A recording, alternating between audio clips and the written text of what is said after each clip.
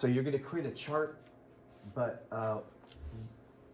you're going to create a chart based on what you highlight on these sheets. So I'll give you the highlighted words, and then I'll explain to you how you're going to create a chart from the highlighted words. So here we go.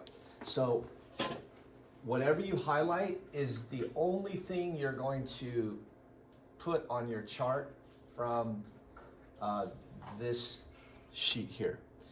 Okay, so lateral condyle of the femur, medial condyle of the femur, calcaneus as its insertion, and plantar flexion as its action. Okay, so its origin, its insertion, its action, these are the only items you're going to put on the chart for gastrocnemius.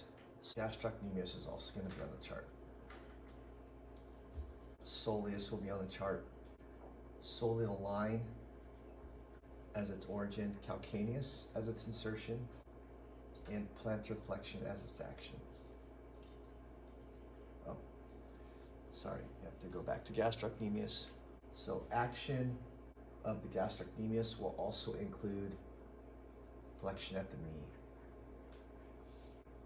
It can also say on your chart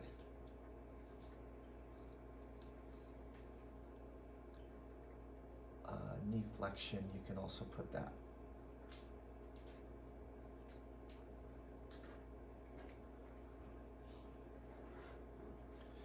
So you don't have to say flexion at the knee, you can just say knee flexion.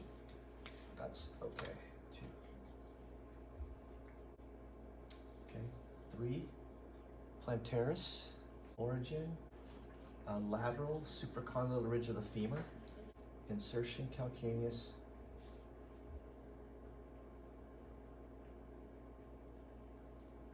plantar flexion, and again flexion at the knee. And again, we'll write in knee flexion here.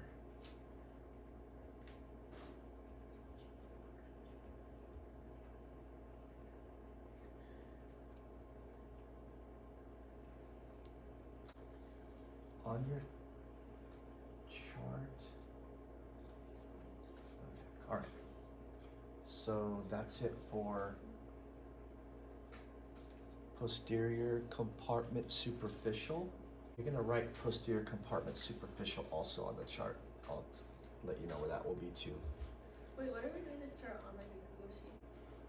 Yes, it will be on a Google sheet. Good question. So next, you definitely will write posterior compartment deep. Tibialis posterior will be on there. Upper 2/3 posterior tibia, posterior surface of the tibia, fibula, and interosseous membrane will all be on the chart. 9 tendon slips, talus, cuneiforms 1, 2, 3. You can just put 1 to 3 if you want. Cuboid, navicular, and then metatarsal. You don't have to put bases. Metatarsals 2, 3, 4. And again, here you can put 2 through 4 if you want. And then action, inversion, and that's all, just inversion. All right, flexor digitorum longus, origin, middle half of the posterior tibia and interosseous membrane,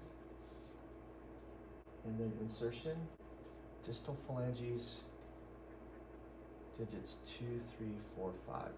Action, flexion, digits 2, 3, 4, 5. And that's it for that muscle. Okay, flexor hallucis longus, flexor hallucis longus, I've heard it called both. So distal 2/3, posterior fibula, insertion, distal phalange of digit number 1. You can put phalanx or phalange.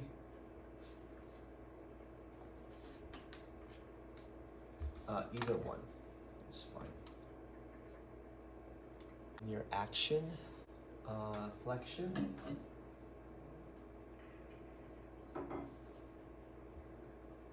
digit number 1. Now you're gonna put anterior compartment. It's definitely gonna highlight that anterior compartment. Tibialis anterior,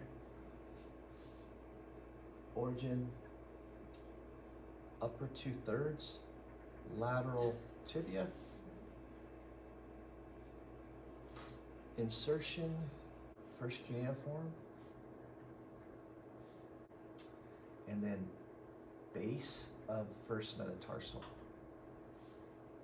and then action, dorsiflexion.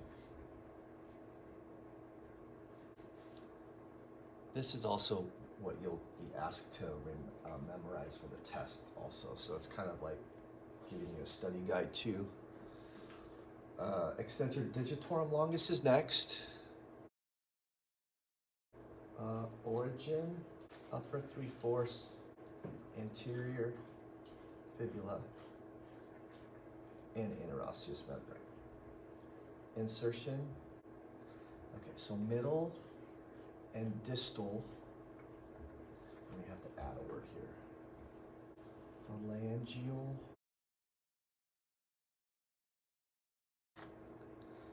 So middle and distal phalangeal bases of digits 2, 3, 4, 5. So it's the middle phalange, the distal phalange, bases of digits 2, 3, 4, 5. Action, extension of digits 2, 3, 4, 5. Okay, extensor hallucis longus, origin, middle half anterior fibula, so middle half anterior fibula, insertion, distal phalange or phalanx, digit number 1. Again, you can also use the word phalange for that. And then extension of digit number 1. And then the last 2, this is a lateral compartment. And then you have peroneus longus, origin, upper 2/3, lateral fibula, insertion, plantar base, first metatarsal, and first cuneiform bone. And its action is eversion. And then peroneus brevis.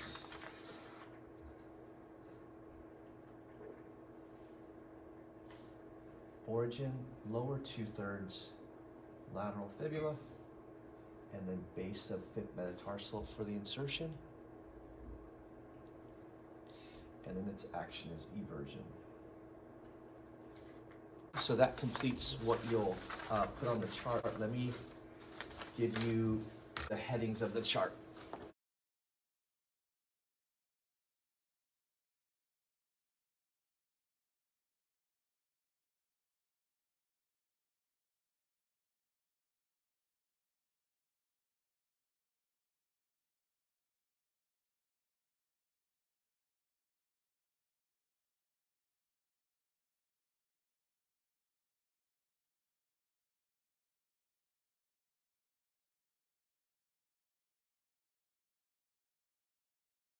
And then I think posterior deep has 3, so you have 1, 2, 3. But then you have your posterior deep. And then you have your anterior, which has a few, and you have your lateral. So the compartment is basically to help you separate the muscles by compartments. And you can do that typed. You don't have to do it written.